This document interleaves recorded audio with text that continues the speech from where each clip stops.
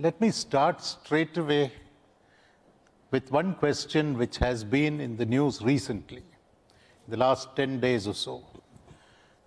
Two distinguished leaders of corporate India have trashed the proposal to separate the position of the chairman from the chief executive, and I'm referring to Mr. Rahul Bajaj and Mr. Venu Srinivasan, both of whom were quoted in the papers on the same day as saying that this is completely out of sync with the ground realities in India, and that we should not be separating these posts. These are Western concepts being imported into India, etc.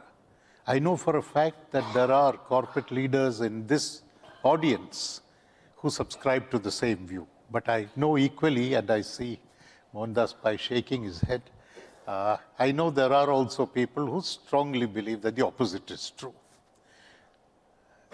What are your views on this? So that's a very interesting question to start with and very hotly debated just now. We have, for the longest time, had the role of MD and chairman as two separate roles. So I can't really imagine how it would be like to have both of those roles combined into one. I think there is, the difference in roles is very stark. The chairman obviously is looking at the broader context, strategic issues, strategic directions, also looking at heat risk maps to see how the company could get impacted by, by external, the external environment and what's happening in the world around.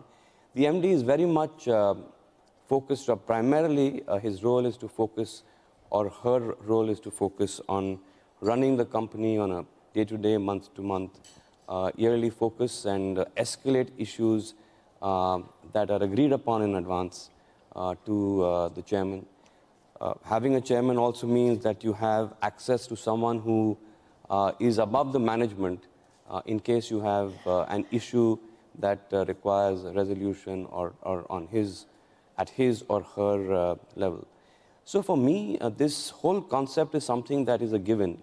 I can't imagine how we would function with the MD's and company's role, put together, amalgamated. I think there would be quite a it would be quite ironic to have both functions carried out by the same person. There are elements to this which are facing an even bigger pushback. One, of course, is the basic question of separation. And then there are two other elements. Should the chairman be non-executive? I suppose if you separate, it follows from that the chairman must be non-executive, because you cannot have a managing director who's non-executive. I would hate to think of a company that has a non-executive managing director.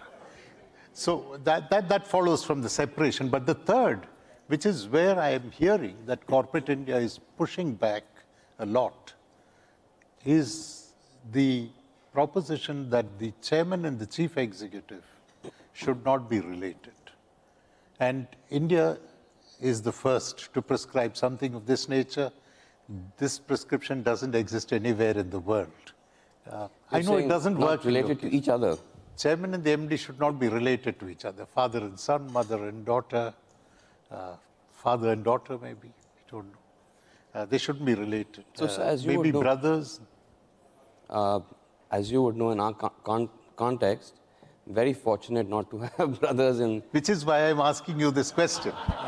Because you can take an objective view. You don't have to be defensive about this. Yes. Okay. But having said that, I dread to be in a situation like that. I mean, that would be an extremely complex situation to deal with, I would imagine.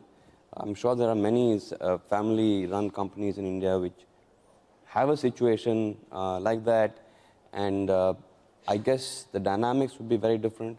I see that the concept of family councils has increased in India, where you have independent people advising families as to how to sort out any potential or existing conflict. So as far as we are concerned, since I'm the only one from the family who actually runs a business, every company would have an MD and a chairman who are not related.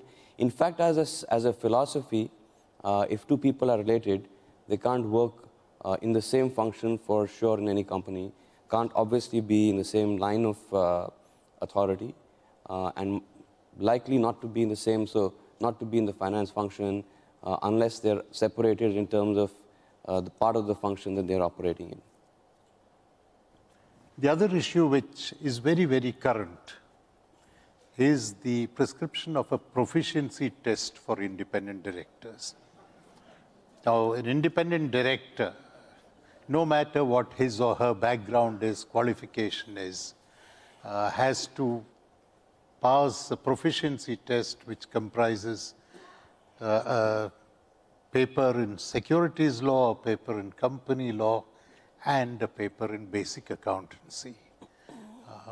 And once you pass, you get 60% in that. Then it is believed that you are God's gift to the corporate boardroom, and that you will. Is that really true, sir? Yeah. Add value. No, it's prescribed. It's prescribed, it's ready. Some people are writing out the question papers. I hope they don't make it too difficult. Again, like you spoke about the separation because you could speak about it objectively, I can also speak about this objectively because those who've done more than 10 years on a board are exempted. So I'm 10 plus, and I don't have to prove whether I know this or not. It's not important. But I was joking to someone that my successors in SEBI, who headed SEBI after I did, and have therefore done less than 10 years, would all have to take examinations in securities law in order to stay on boards.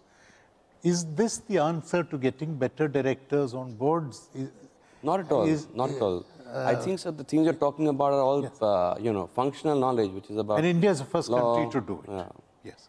So I think sometimes innovation is not required. It seems you just, stick to the trusty old concepts that have come down over time. I think it's more about a person's track record, his experience, whether his experience is relevant to a part of the company's operations, if not generally overall to the space that the company operates in terms of strategy. In one of our companies, our product mix is changing, and the auto players are going to become more and more important as a customer segment. So we're looking to have a director who has experience in the auto segment, because that's a segment that's new to us. Some of our directors have held the positions of CEOs and have an outstanding record of running companies. Some are specialists in some cases, depending on the requirement of the company in terms of input. I don't think a test can really, a test for integrity, I don't think exists. Any other test is a functional test. I don't think either you or I or most senior people in this room would remember everything about security law, and I don't think that is required either for someone who's on the board. So I think it's more about the track record and the experience. In fact, and its relevance to the company that you're appointing he or she to the board on. You have some very distinguished directors on your board, including a distinguished global management guru, who I understand is in the city today. I don't know whether he's done 10 years and whether he would, he's advised the top corporations of the world on how to run their businesses and been on their boards. He's written books that are global bestsellers. But I haven't checked with him whether he's done 10 years, whether he would get the exemption. But staying on the subject of independent directors, there is one school of thought which believes that over time, this category has not added value in the boardroom, and therefore they're completely dispensable. There's another category which believes that you got to empower them to be stronger in the boardroom than they are at this point of time. Do people like this need external props to empower them? Aren't they adequately empowered if they see themselves as empowered? Or do you see your independent directors as not contributing what they should be contributing in boardrooms? I would like to think that there's a mixed bag. There are some who don't really bring much to the table. There are many others who not just bring their experience to their table, they also will go out of the way to do research or talk to people on topics that the board is grappling with. Many of them play a very effective role of being a conscience keeper to the company. And I think that in itself is a very important contribution that many of them make. I think their role in committees is normally very useful, whether it's the audit committee or the finance committee, the nomination and remuneration company. I see that we get some very valuable insights from several of them on these committees. These committees are empowered. A lot of the things that independent directors talk about, suggest, actually get implemented in a very institutionalized kind of a way. I think the idea of not having independent directors, again, is now a very alien idea in India. There was a time, so you know better, where you did not require independent directors, maybe in the up until the mid-80s, I would think. Then there are sort of layers to it in several of my contemporaries in global companies also have on their board the concept of a lead independent director, and his or her role is in a sense even more onerous on him or her and also on the company. So I think whilst we're a little away from getting into that kind of nuanced segregation of roles, the question of having independent directors, I don't think is under debate anymore. There's another third issue that is again in the headlines in the last few days. Whistleblower complaints. Now, this is relatively new in India. It was a non-mandatory provision for some time. After that, some companies introduced it, but now everybody is required to have it. It's a fairly mixed bag. In theory, a good instrument. Is it playing out well in practice? Is there a lot of pressure on companies because whistleblowers have disproportionate power in the way the scheme is structured? What are your thoughts on that? Because there's a recent case that has raised the issue of timely disclosures. What constitutes timely disclosure to the exchanges when a whistleblower complaint is received? So I think, again, it's a mixed bag. I mean, you need to have, in my view, very clearly articulated guidelines as to can there be anonymous complaints? Do complaints have to be accompanied by the name of the complainant? Can it be a complainant who, is it about just salary, wages, increments, so and so? Is it about misconduct or not complying with companies' values? I think one has to use one's judgment. Whoever is the compliance officer has to sieve through that, and you can't run after every complaint because that would become a wild goose chase. But I think you need someone who has the judgment, who also has, of course, the advantage of the wisdom of others in the company to pick up the right ones and bring it to the notice of the right people in the company. So I say you can't ignore them, but you've got to be careful not to start chasing ghosts, because that can be quite a counterproductive thing to do.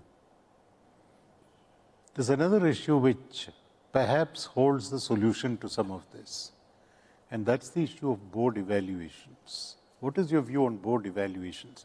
We've had this for the last few years now, and my experience is that in most companies, every director gets 11 out of 10 after peer evaluation.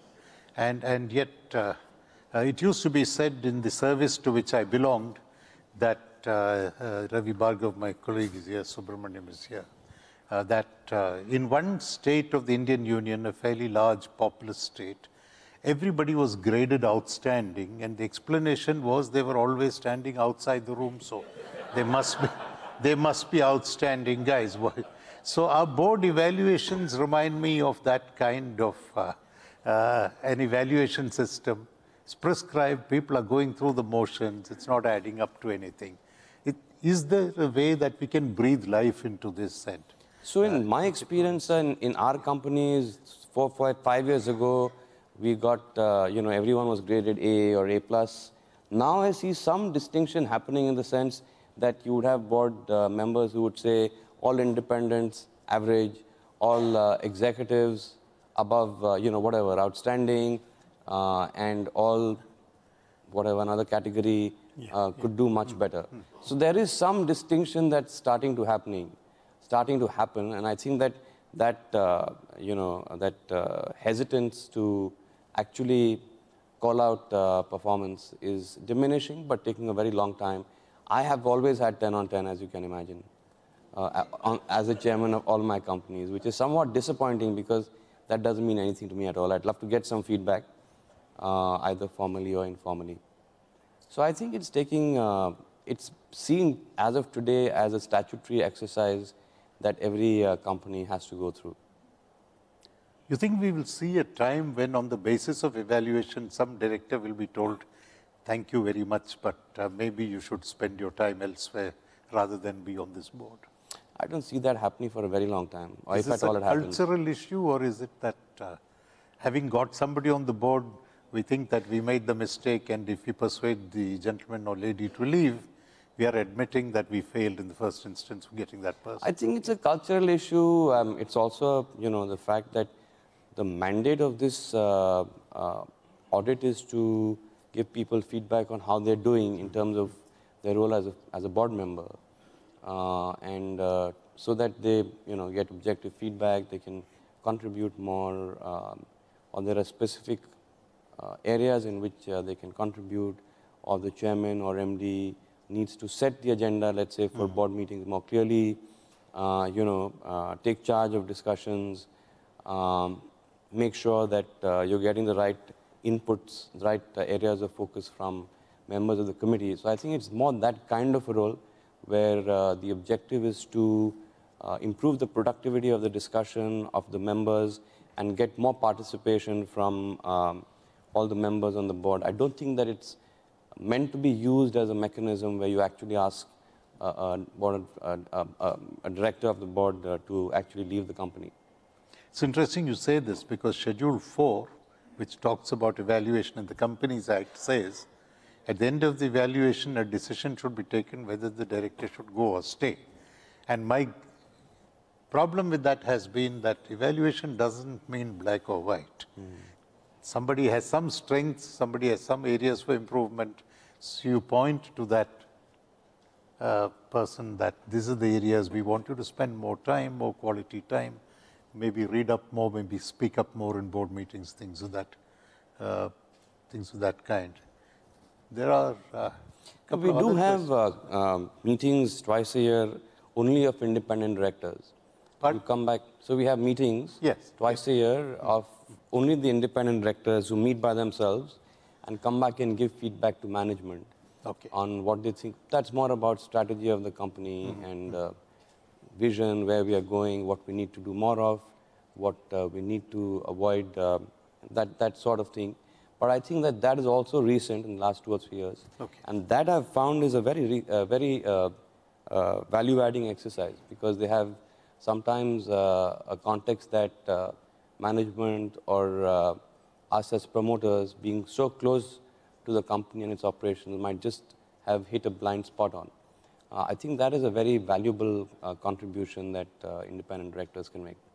There's another very, very important issue, and it is related to one of the issues that I raised earlier, which is the separation of the chairman and the MD. Are corporate boards paying enough attention to succession planning? I know it's being talked about a lot. 10 years ago, maybe 15 years ago, I was at a meeting with a few people from industry, and when I raised the topic of succession planning, it was an informal discussion. I understood for the first time what pin drop silence meant. You could have actually heard a pin drop that day when I mentioned succession planning. So the things have moved on. There are companies that are addressing it. Is enough happening? Are they going about the right way? You're talking about succession planning in the management? At the level of the CXOs, at the level of the MD, the KMPs. Are these being thought through? We are at a stage, sir, where when there is need for a change, whether someone has been asked to leave on account of performance or there is a retirement happening, at that point in time, we would bring several profiles to the NRC to start with, who would then recommend to the board. And we'd have a very extensive discussion around at least 2 or 3 different profiles. Hopefully one from outside, 2 from inside is the kind of a metric that we kind of want to follow. But I don't think that we have a system of discussing succession planning for the next 5 years. Okay.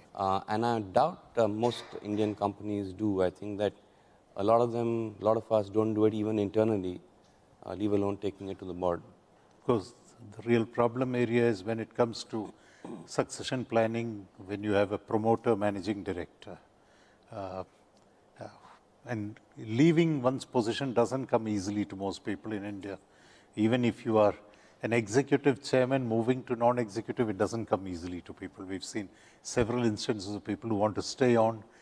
We've seen instances of people who want to redefine what non-executive meant even as they make the transition. So we've lived through all of those problems. But how do you ensure that corporate India looks at this a little more seriously? Mandating is not the answer. Is there some other way in which, because succession planning is serious and I don't think it's getting enough attention. And you're saying in particular on succession planning? Succession planning. How does one ensure that that gets attention and becomes streamlined? Not that one person is forward-looking, is, let's say, more understanding of the future needs of the company and therefore does it, but if he or she goes, the next person says, no, this is a matter of minor detail, my job is to run the business. So how do you ensure that a good system is put in place for this? To be discussed at the board. On the board. I know Santrupt is here, maybe. Maybe I should direct the question to him. Maybe on the way back. No, I don't think you can really ensure a quality standard of discussion. You could mandate that succession planning is discussed at a board once a year, for example, or once in 2 years, which means it will find a place in the agenda for the meeting. But the quality of discussion is something that can't be mandated, as you would know. No, that is true. And that depends very much on the chairman, CEO, how well planned they are, also how much they value the opinions of the board members, especially the independent board members. Another major area which has been neglected for many years but has been talked about in the last few years is risk management.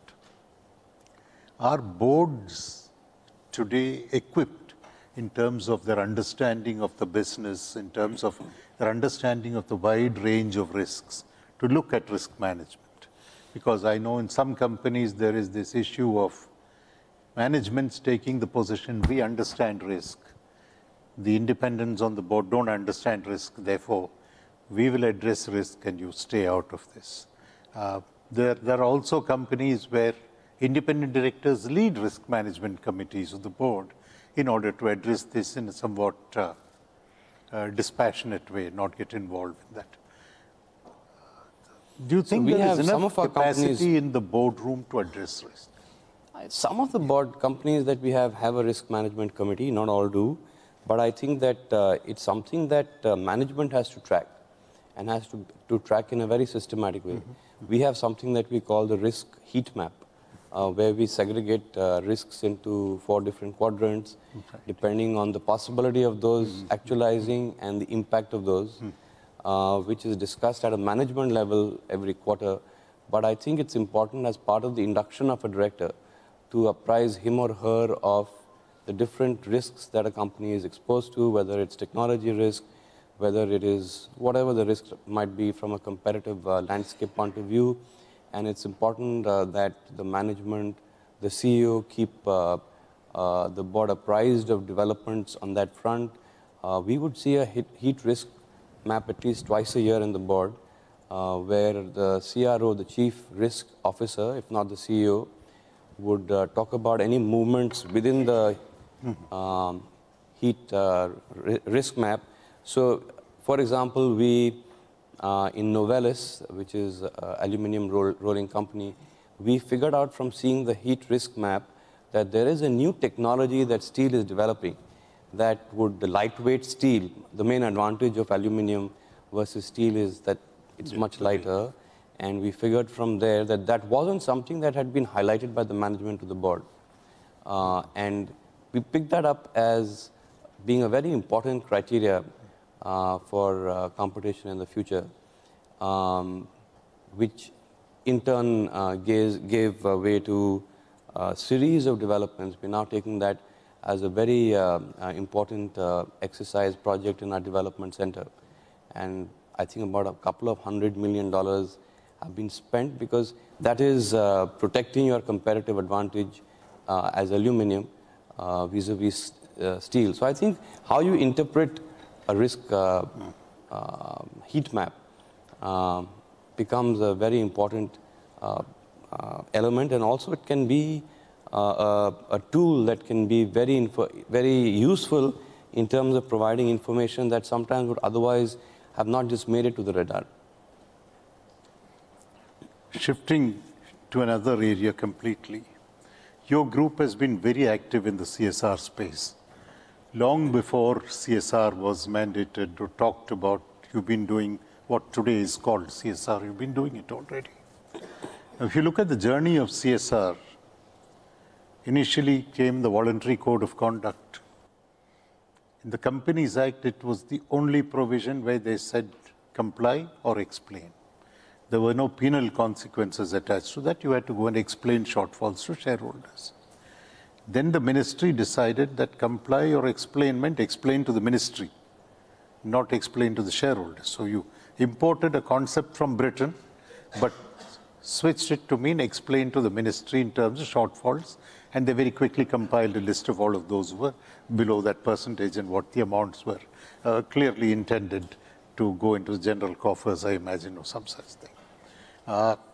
Now we are finding further changes in the CSR prescriptive arrangement. Do you think, firstly, it ought to have been mandated? Because I've always believed CSR is an affair of the heart, not an accounting entry.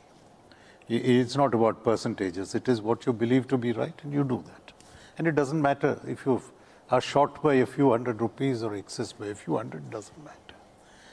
But the swings now that you have on CSR, I think over the last 1 year itself, there have been 2 major changes in the policy framework. So is that the way we should be looking at CSR?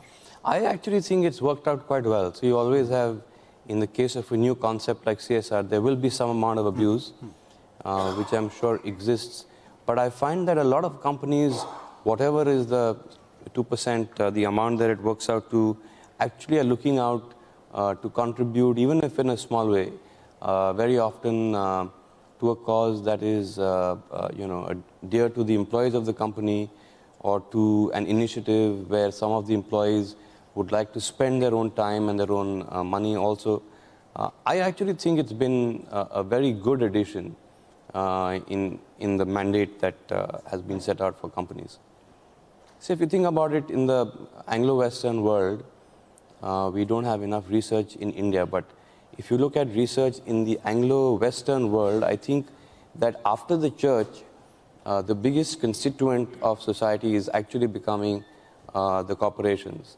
And therefore, the expectations from corporations to give back, to help build a richer planet, for example, to remove some of the inequalities that exist, especially in the case of a very stratified society, is actually going up and up, and the expectations from corporations, as you would know, are becoming more and more complex. So I think giving back, and very frankly, giving back is not just a good thing in terms of an altruistically good thing. I also find that I've actually seen this myself, and I've also read research, as you would have, to say that companies that do good, are good corporate citizens, actually get valued higher as well. So from a very clinical point of view, it makes sense just on the numbers part of it as well. And on climate change, what is corporate India doing? Is it playing a leadership role in understanding the problem, to explaining to the less privileged that this is a serious problem? What does each one of us need to do? Maybe simple thing like reducing carbon footprint.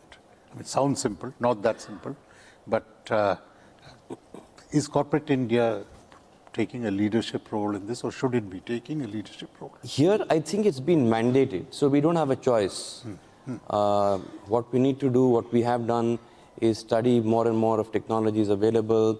We're spending much more in terms of capex on CO2 emissions and other sustainability issues than we ever have in the past. In fact, I saw this year that we've actually cut back on some capex and allocated those funds to investing on sustainability initiatives. My only issue or my only contention is that you have some areas which are mandated to have norms which don't exist anywhere in the world. So I think we need to strike a balance. You can't tell me that your emission norm has to be X when no one else in the world is able to meet that norm. And worse still, there doesn't exist a technology by which you can achieve X. I mean, you can only achieve up to X plus 20%. So I think whilst it's a good initiative, whilst it's got us thinking, whilst it's got us spending in the right direction, as any corporate of repute would do, I think that the mandate that is given in terms of the levels that are set need to become more realistic and also graded over a period of time. The expectations that you can adopt all of this in the course of 1 year or 2 years, as compared to the several years that your Western counterparts have taken, is, I think, unrealistic. And that's what needs to be looked into. What about investor education? I know this is something that you have thought about, that if the average investor is not educated, you will get very poor investment decisions by them, and then they will blame the corporates for underperformance, and then it builds increasing distrust and all of that. Do you find enough reach out to the average investor in terms of explaining where the company is headed? Or is this annual forum that is available, the AGM, is it that becoming a kind of a ritual without a worthwhile conversation with the shareholders that bother to turn up and the management? Is there a lot of I'm sure all of us who've been at AGMs know that there's nothing much that happens at AGMs. There's no information. Poetry is there. There's poetry, there's flowers, there's sometimes abuse as well. Yes. Comments on the quality of the pictures in the annual report. So there's no qualitative discussion that happens. Investor education, it has to be a continuous exercise. So in our case, we would have a small team of 2 people maybe in each company and most companies would have that, who only do investor relation the whole year round. So investor relations is obviously a very important function that the corporate function division or normally a separate IR division needs to perform. And I think it's becoming almost, run of the mill that you need to have a certain number of non-deal roadshows or whatever you might call them. We would actually compile which investors were met by who in the course of the year, the kind of discussions that were had, the concerns the investors had, and the manner in which they were addressed. So I think that's become a very important role of management. And again, we are spending much more time on that than we've ever done in the past. I have 8 minutes on the clock for this session to end. And Mr. Birla is keen on taking 1, maybe 2 questions if the first question is crisp and short. It would depend on that. Yeah. Anyone who has a question for Mr. Birla? Yes, please. You'll get a mic quickly. You should get a mic soon, I think. Yes. So recently read a report in the newspapers which said a large percentage of independent directors are actually resigning from their posts. Sorry, I can't hear you. Large percentage? Are resigning from the boards, independent. Are resigning from their post because they're worried about the implied liability that they carry as independent directors. And I was very perturbed by that. Do you have any comments to make on that? I agree. I think that the role of, in many aspects, the role of the independence is becoming way too onerous for someone who at the end of the day isn't spending his his or her, all of his or her time, looking at the running of the company. But I think, again, it's up to the company to give them comfort from the kind of disclosures that they make and the kind of, comfort that they can give to independents about the governance standards that exist in the company. But I think that from what I understand, is a balance that needs to be struck even in companies in the US and Europe. That's a constant struggle. I think that more and more independent directors have to carry a more onerous role vis-a-vis minority shareholders, for sure. The good news is that a large number of offenses under company law are going to be decriminalized. So therefore, you could get hit hard, but you may not have become a state guest. So that yeah, Mohan. We've seen regulatory overreach in the last 2-3 years. Regulators pass laws which are an overreach, and all these regulations hurt good companies who are following the norms. They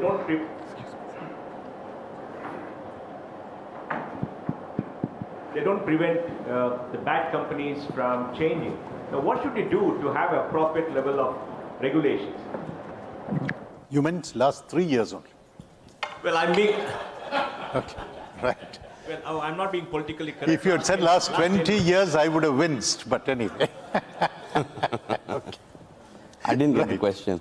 No, I'm saying there is regulatory overreach in industry today. There's too much of regulations coming, too much of criminalization. Something is being rolled back. But they're not able to catch the bad guys who do all the work and get away. And many of them get away literally. But the problem is, for the good companies who follow norms, it creates such a big burden of fear, of not being able to follow, of this thing that you're going to miss something. What is the appropriate level of regulation? How should we handle this issue about regulators need to regulate and companies needing to be good citizens? No, maybe I'll take that question, because whatever Mr. Birla might have done in his life, he's not been a regulator. Sure enough. Okay. No, I think, Mohan, the answer is very simple. The laws are written for bad people, not for good people. And you can't have different sets of laws. So long as there are bad people, good people will pay the price. It's as simple as that, because you got to write laws for bad people. I think the bigger issue also, or another issue also, is that of the multiplicity of regulators in a sector, and having to provide the same information to different people, or different people asking the same thing from different perspectives, or you can get caught out by one regulator, not another. So it's a bit of, being a cat on a hot tin roof, which I think is not a very desirable thing.